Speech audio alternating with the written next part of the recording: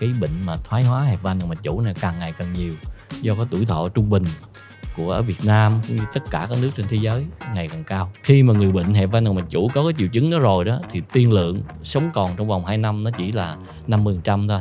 Thay van động mạch chủ qua da mà ít xâm lấn, nó giải quyết rất nhiều cho những người bệnh mà có nguy cơ cao, bởi vì lớn tuổi phẫu thuật nguy cơ tử vong cao lắm. Cái thời gian nằm viện bệnh nhân rất là ngắn, cụ thể là khoảng 3 ngày thôi.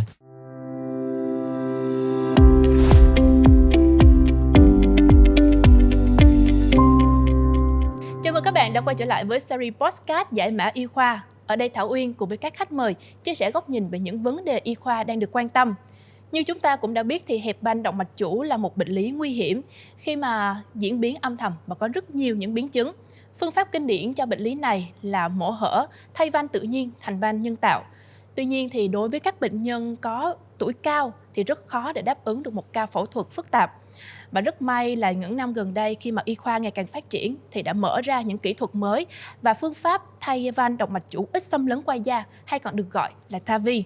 Và ngày hôm nay đồng hành cùng với số podcast lần này cùng với Thảo Uyên là tiến sĩ bác sĩ Hồ Minh Tuấn, trưởng khoa tim mạch của bệnh viện FV. Xin chào bác sĩ Tuấn. Xin chào quý thính giả, chào MC Thảo Uyên. Tôi là tiến sĩ bác sĩ Hồ Minh Tuấn, trưởng khoa tim mạch bệnh viện FV. Dạ, khi mà nhắc đến nhóm bệnh động mạch chủ thì Thảo Uyên rất là mơ hồ. Thì bác sĩ Tuấn có thể chia sẻ rõ hơn về những căn bệnh cũng như là những nguyên nhân dẫn đến cái bệnh lý này? Về bệnh của động mạch chủ thì có 2 nhóm chính, thứ nhất là bệnh van động mạch chủ và bệnh của động mạch chủ. Thì hôm nay chắc chúng ta tập trung chủ yếu vào cái bệnh van động mạch chủ. Thì van động mạch chủ là cái van mà nó nằm giữa cái buồng tim thất trái đó. Thì cái buồng tim thất trái đó sẽ bóp máu qua cái van này, nó vào động mạch chủ và nuôi toàn bộ cơ thể của chúng ta. Thì bệnh van động mạch chủ là có 2 nhóm là hẹp van động mạch chủ và hở van động mạch chủ. Thì cái hẹp van động mạch chủ đó thì nó có 3 nguyên nhân chính. Thứ nhất đó là ở trẻ em, người ta gọi là bẩm sinh đó, thì em bé nó sinh ra nó có bị bất thường về cấu trúc của van. Thành thử là cái van nó hẹp. Và tùy cái mức độ nặng nhẹ mà chúng ta có thể xử lý ngay lúc em bé nó mới sinh ra cho lúc mà cái tuổi em bé nó trẻ. Cái nhóm thứ hai là thấp tim. Thấp tim tức là cái van của chúng ta nó bị viêm đi, rồi sau đó nó di chứng, nó gây ra hẹp van động mạch chủ. Thì cái nhóm bệnh thấp tim này chủ yếu là nó nằm ở những cái đất nước mà phát triển chưa cao và khí hậu ẩm thấp. Thành ra về cái tần suất xuất hiện của bệnh này càng ngày càng ít. Lý do là cái đời sống kinh tế ở Việt Nam cũng như trên thế giới thì càng ngày càng phát triển, cái điều kiện kinh tế nó tốt hơn thì cái bệnh này càng ngày càng ít. Và cái nhóm bệnh thứ ba tức là do thoái hóa van. Thoái hóa van tức là cái van động mạch chủ của chúng ta đó, khi mà mình lớn tuổi, đặc biệt là từ sau tuổi 50, cái van nó thoái hóa. Và tuổi càng cao thì nó thoái hóa càng nhanh, nó làm vôi hóa, giảm vận động cái van và hẹp. Chính như vậy nên là cái bệnh mà thoái hóa hẹp van động mạch chủ này càng ngày càng nhiều, do có tuổi thọ trung bình của ở Việt Nam cũng như tất cả các nước trên thế giới ngày càng cao. Như bác sĩ chia sẻ thì Thảo Uyên nhận thấy là cái bệnh lý này thường gặp ở những người cao tuổi. Vậy thì nó gây nguy hiểm như thế nào ạ? Về cái bệnh van động mạch chủ hẹp đó, mà chủ yếu là thoái hóa, tỷ lệ nó càng ngày càng nhiều đó, thì cái bệnh này nó có nguy hiểm là có thể bệnh nhân chúng ta có cái hẹp van động mạch chủ nhưng mà ta không phát hiện bởi vì nó chưa có triệu chứng.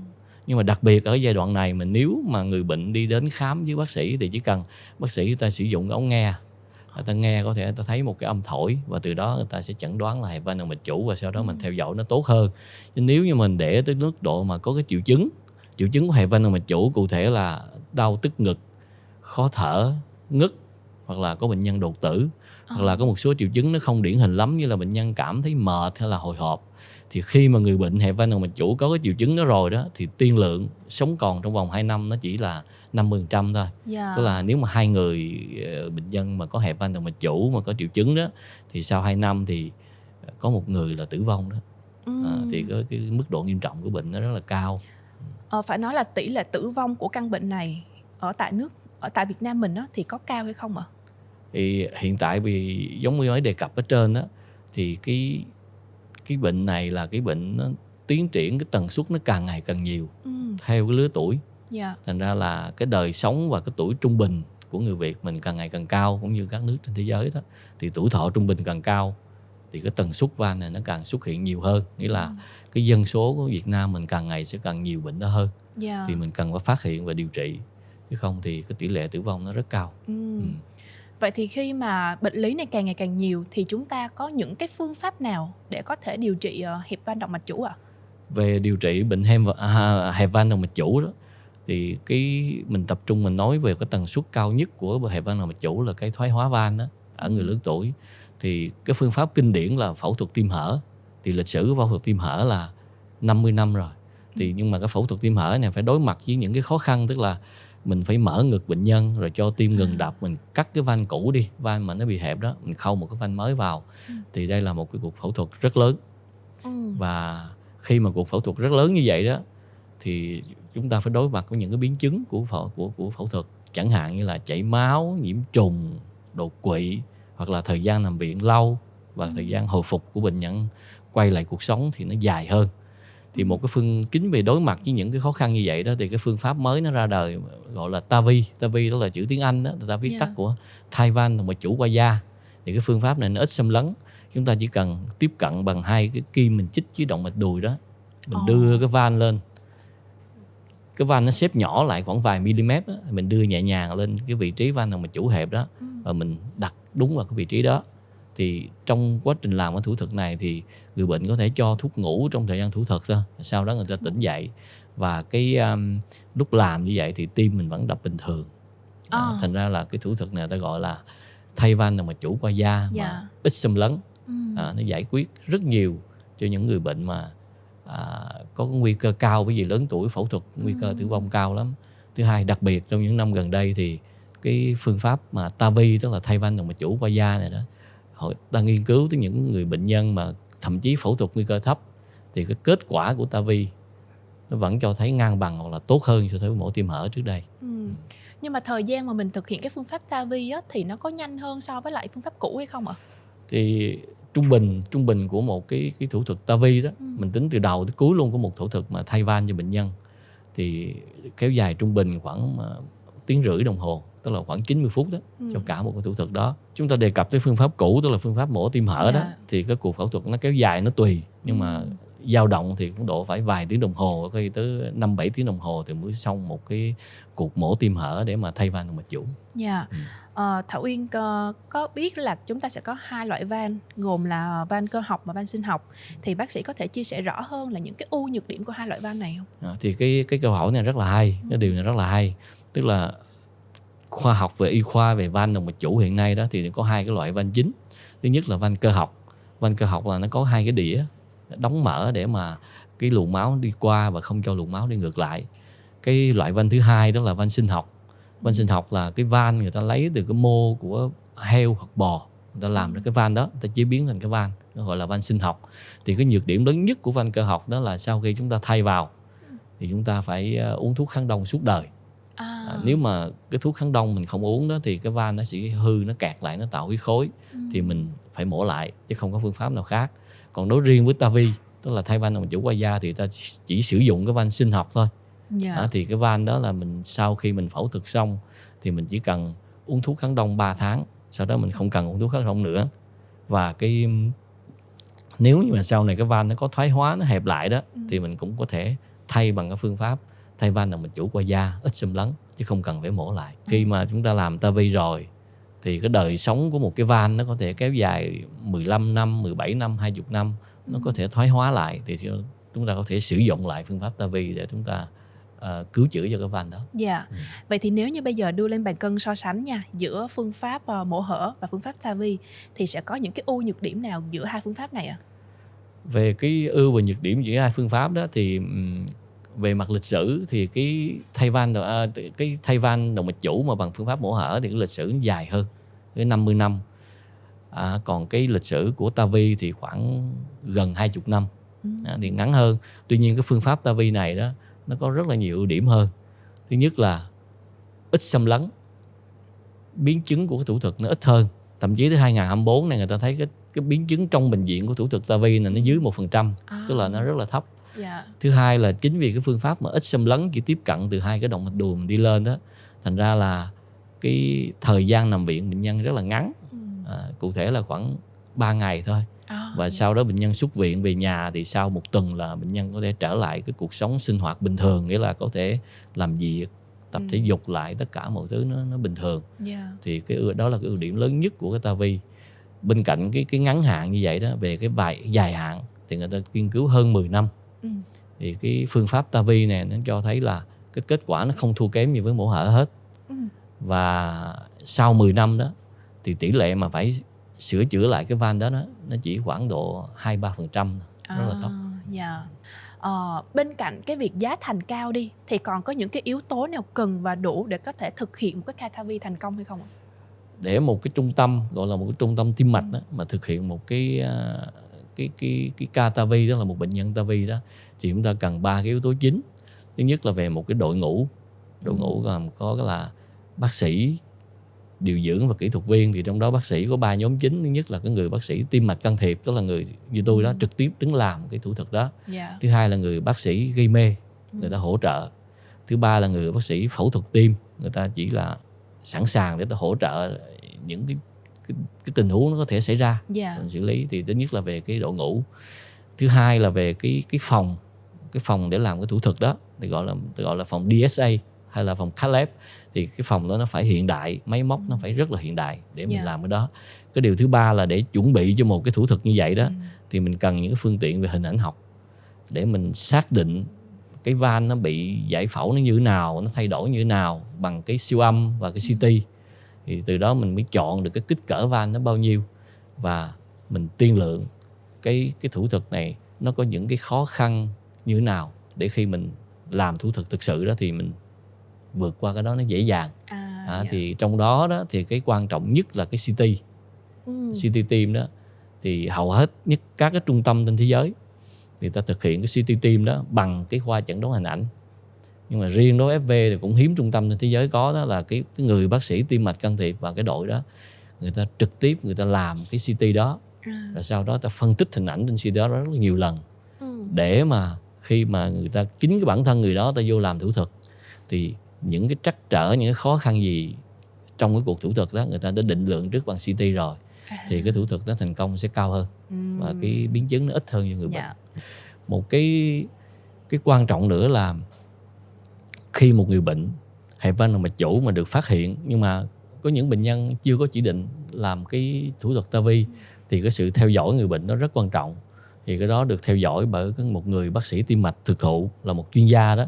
Người ta theo dõi bằng cách là thăm khám và siêu âm tim hoặc là CT. Thì cái khoảng thời gian mà cần theo dõi như vậy nó trung bình độ khoảng 3-6 tháng là mình phải theo dõi, để khi mình xác định là người bệnh đó có triệu chứng chính xác và có cái về giải phẫu về mặt hình ảnh học bác sĩ người ta phát hiện được, thì lúc đó mình phải thực hiện cái thủ thuật TAVI. Chứ nếu không thì để chậm trễ thì những người bệnh đó cái tử vong rất là cao. Khi mà làm rất là nhiều những cái ca phẫu thuật về TAVI như vậy rồi, không biết là có một cái ca phẫu thuật nào về TAVI mà bác Tuấn cảm thấy ấn tượng, hoặc là có những cái điều gì thú vị khi mà mình thực hiện cái phương pháp mới này với bệnh nhân của mình? Trong cái thủ thuật TAVI cho người bệnh hẹp van động mạch chủ đó, thì cái người bệnh hẹp van động mạch chủ họ có nhiều cái kiểu hẹp van nó khác nhau. Chẳng hạn như cái van người bệnh có thể có 3 mảnh, có những nhóm khác là van có 2 mảnh thôi. Hoặc là có những cái nhóm khác thì cái đường vào của cái động mạch đùi mà mình chích dưới để mình tiếp cận đó nó khó. Thì chẳng hạn như là đối với van 3 mảnh là ấn tượng, van 3 mảnh là cái van thông thường, van 2 mảnh là van ấn tượng. Ấn tượng tức là nó khó đó. Thì cái ca có thể gọi là ấn tượng thì ở FV thì cái van 2 mảnh mà nó đóng vôi rất là nhiều. Rồi là chính vì mà làm cái van đó mà cho sau khi mà thủ thuật nó thành công cao và nó gọi là cái thủ thuật nó thành công, cái van đặt vào nó rất là đẹp đó, thì mình cần phải phân tích cái CT trước. Sau đó thì các cái kỹ thuật tip and trick, tức là những cái kỹ năng và cái chiêu thức mình có trong mình đã có đó, thì mình có thể nông cái van trước để cho nó ra tốt. Khi đó mình đặt cái van vào tốt rồi mình phải nông lại, thì cái đó cái van nó mới áp sát, nó mở hoàn toàn, nó nằm đúng cái vị trí đó, thì cái kết quả người bệnh mới tốt được. Thì thực sự ấn tượng những cái case mà làm như vậy đó, thì van động mạch chủ 2 mảnh là những ca mà thành công rất là tốt ở FV, với cái sự chuẩn bị bằng cái hình ảnh CT cũng như là những cái kỹ thuật tip and trick, những cái kỹ năng Thì mình đạt thành công những ca đó thì kết quả nó tốt thì mình rất là hạnh phúc và mừng cho bệnh nhân. Dường như là khi mà ngồi trò chuyện cùng với các đội ngũ bác sĩ hay là đội ngũ điều dưỡng của tại bệnh viện FV á, thì Thảo Uyên nhận thấy một điều là dường như hạnh phúc của bệnh nhân đều là hạnh phúc của bác sĩ.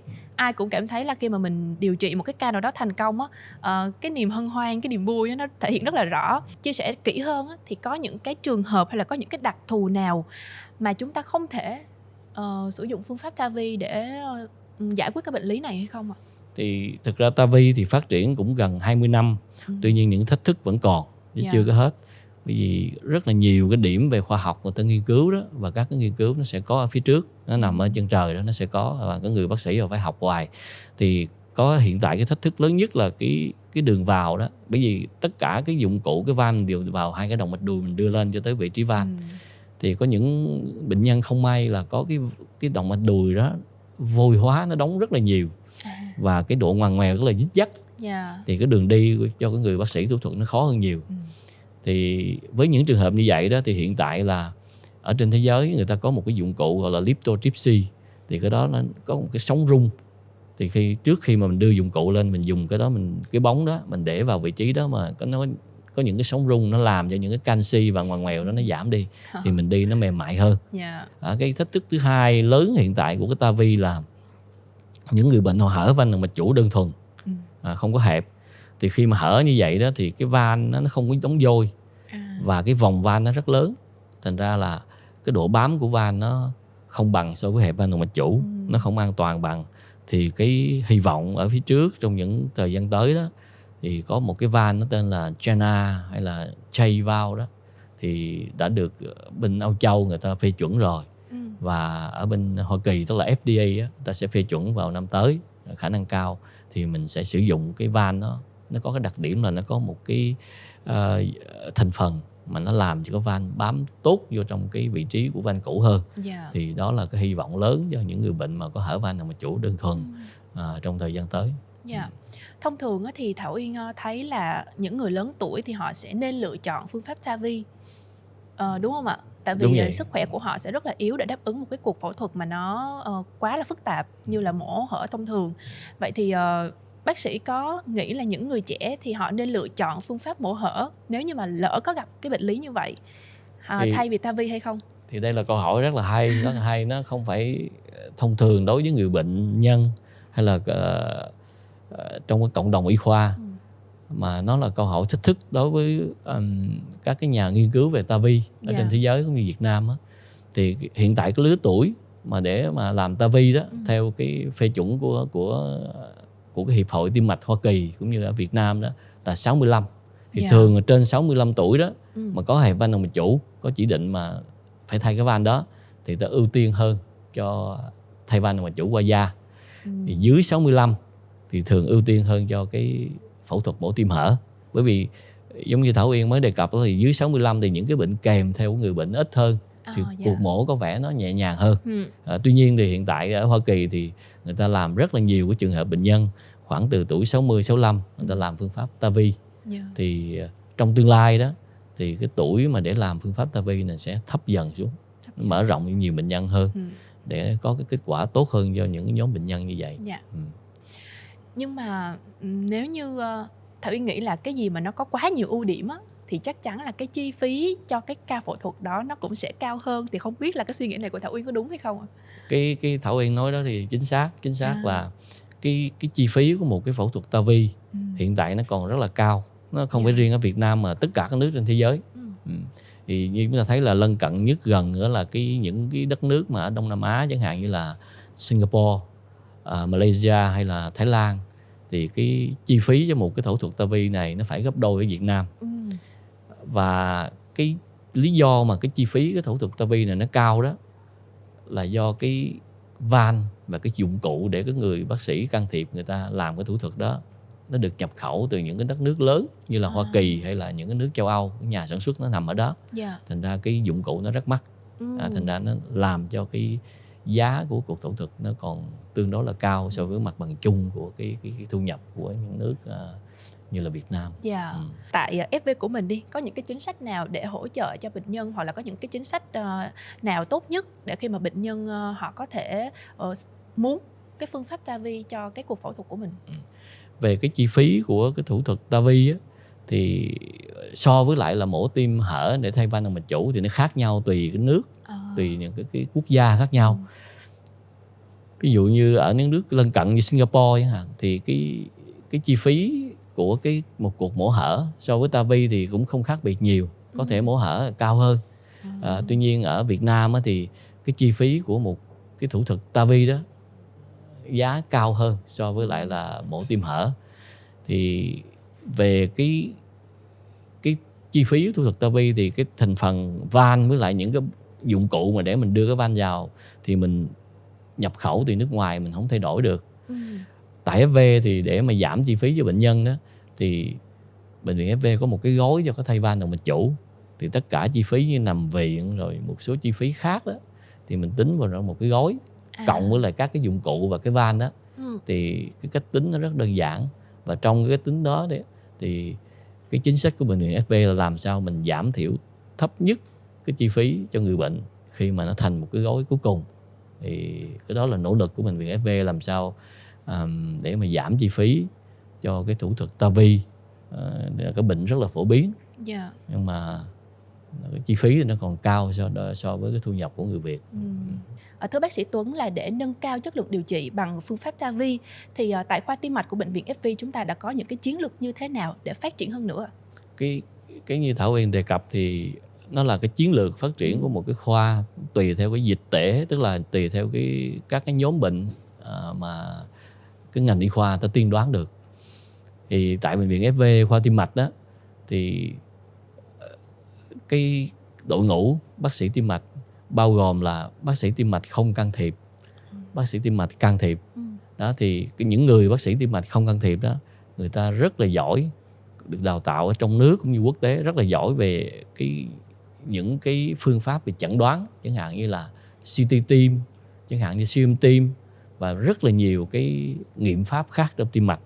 Thì từ những cái chính xác đó, những cái test chẩn đoán chính xác đó, thì cái người bác sĩ tim mạch can thiệp và không can thiệp, người ta sẽ hội chẩn với nhau để quyết định chính xác cái trường hợp bệnh nhân nào mình thực hiện cái thủ thuật. Cùng với lại cái đội ngũ là bác sĩ tim mạch can thiệp thì người ta phải cải thiện cái tay nghề, cái kỹ năng và những cái tip and trick giống mình nói đó, để cho cái thủ thuật nó thành công cao nhất. Thì từ đó thì cái kết quả lâu dài cũng như ngắn hạn làm cho bệnh nhân sống lâu hơn, cũng như là cái chất lượng cuộc sống họ tốt hơn sau những cái ca làm thủ thuật như vậy, đặc biệt là TAVI. Thưa bác sĩ, là Thảo Uyên cũng được biết là trong lĩnh vực tim mạch đó, thì mỗi một năm sẽ cập nhật những cái phương pháp mới, những cái kỹ thuật mới. Thì không biết là trong thời gian sắp tới Việt Nam mình sẽ có những cái kỹ thuật mới nào hay không ạ? Đây là câu hỏi mà rất là hay mà cũng rất là thách thức đối với cái ngành tim mạch. Thì trong cái ngành tim mạch đó thì đặc biệt là tim mạch can thiệp như Thảo Uyên mới vừa đề cập tới, rất là kỹ thuật, tức là chủ yếu nó trong cái mảng tim mạch can thiệp. Thì trong mảng tim mạch can thiệp nó có hai cái nhánh chính. Thứ nhất là can thiệp mạch vành, tức là mạch máu nuôi tim đó. Thứ hai là can thiệp về cấu trúc tim. Cấu trúc tim là những cái bệnh như là TAVI chúng ta vừa nói là van tim và nhiều kỹ thuật khác nữa. Thì trong thời gian tới đó, về mạch vành nó cũng có rất là nhiều kỹ thuật, chẳng hạn như là hình ảnh học trong lòng mạch bằng phương pháp quang học hay là siêu âm trong lòng mạch. Thì cũng rất hiếm cái trung tâm tim mạch ở Việt Nam có cả hai cái đó. Thì FV chúng tôi đã thực hiện hai cái đó và để coi thử kết quả nó tốt như thế nào. Thứ hai về mảng về cấu trúc tim á, giống như mình mới nói rất là dài trước đây là về TAVI là thay van động mạch chủ qua da thôi. Nhưng mà trong tim mình nó tới 4 cái van lần.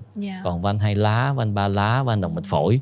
Thì hiện tại thì phần lớn những cái bệnh về van đó vẫn là phẫu thuật tim hở. Thì hiện tại trên thế giới đã có những cái van để thay van 3 lá, van động mạch phổi hay là van 2 lá thì được cái hiệp hội lớn của Âu Châu cũng như Hoa Kỳ, Việt Nam phê chuẩn.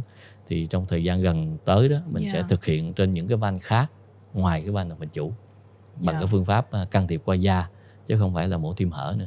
Dạ.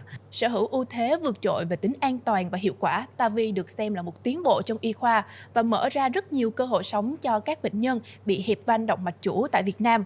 Nhưng mà Thảo Uyên cũng lưu ý rằng là khi chúng ta cần thực hiện các phương pháp TAVI thì cũng tìm một bệnh viện uy tín, có đội ngũ bác sĩ chuyên khoa cũng như là có đầy đủ các cơ sở vật chất, thiết bị hiện đại để đảm bảo một ca TAVI thành công.